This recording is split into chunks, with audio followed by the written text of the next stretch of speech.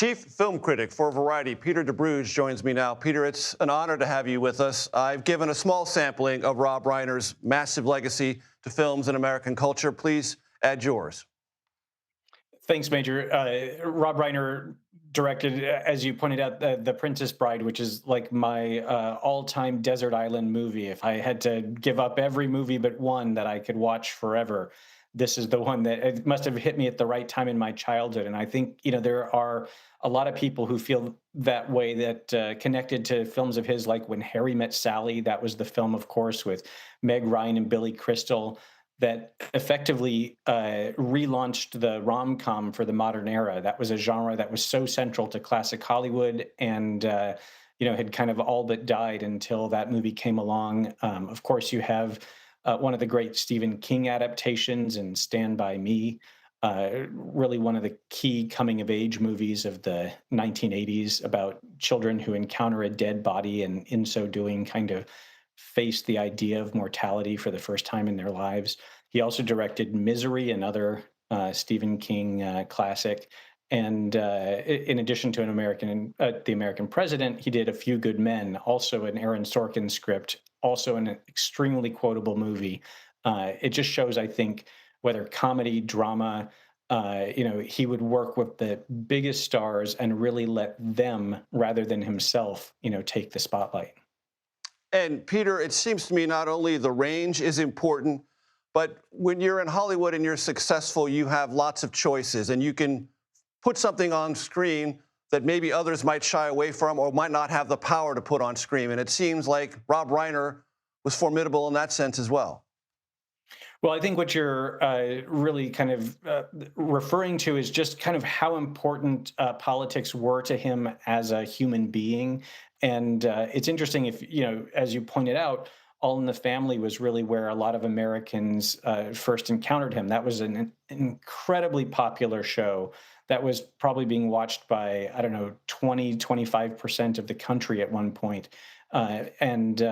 He represented the kind of more liberal-minded younger generation who would challenge a lot of Archie Bunker's kind of bigotry and racism and some of his kind of more backwards ideas.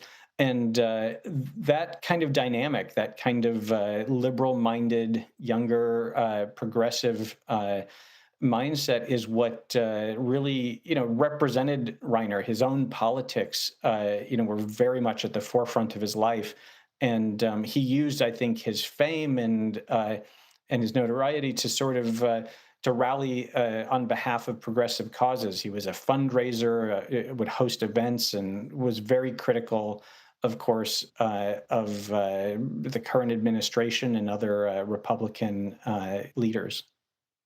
And Peter, talk about his and I think it is probably an insufficient word in this particular moment. I guarantee you it's an insufficient word. Complicated family. His wife, Michele, son, Nick, now in custody. A family tragedy that has so many different dimensions to it, but they had tried to work it out, that is to say, Rob Reiner and his son, Nick, and it wasn't able to be worked out. Well, of course, we're kind of waiting and learning a lot of this as we go, and you're kind of more up to the minute than I am, but I think it's been a real shock to a lot of us because Rob Reiner is part of, kind of Hollywood royalty, or at least he's second generation Hollywood. His father, Carl Reiner, was an incredibly important comedian and comedy film director.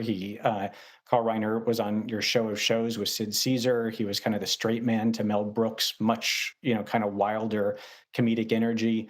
Rob Reiner grew up around that, followed in his father's footsteps. Carl Reiner directed movies like The Jerk, and I feel like some of the great comedies in Rob Reiner's career show that he really kind of learned something from that. So there you see a closeness and a kind of family cohesion that really doesn't in any way preview what seems to have gone on last night. Peter Debruge, thank you so very much. I really appreciate your time. Quick other note, ladies and gentlemen, Rob Reiner, when he was a writer on the Smothers Brothers, one of his writing partners was Steve Martin.